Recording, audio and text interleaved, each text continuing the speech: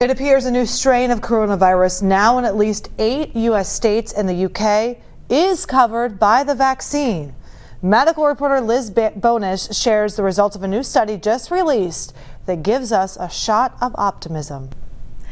A small study yet to be peer-reviewed does show the Pfizer vaccine does work to fight some of these other mutated virus strains. Pfizer now saying their vaccine is effective against the strains of the virus that have emerged in the UK and now in at least several states here in the United States. We are now also learning more today about this more spreadable strain.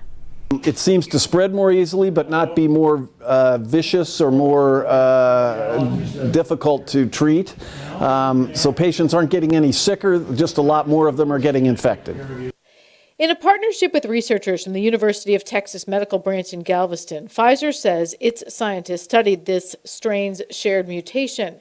It's known as N501Y. It appears to alter the spike protein of the SARS-CoV-2 coronavirus, which can hinder the vaccine's ability to recognize the protein.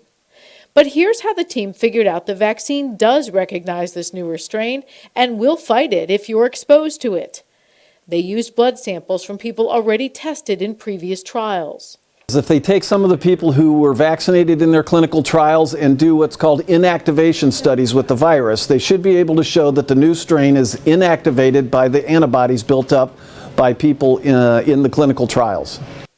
Sure enough, when 20 blood samples of people who received the vaccine made by Pfizer and its German partner BioNTech were used in the laboratory, the vaccine inactivated this newer strain. And by the way, a second variant found in South Africa. So far, the Centers for Disease Control and Prevention has not identified the South African strain here in the U.S., but has identified already 50 cases of the UK variant across our United States.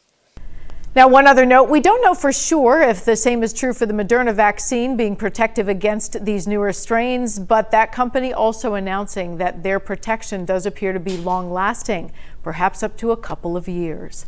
I'm medical reporter Liz Bonish. We'll throw it back to you.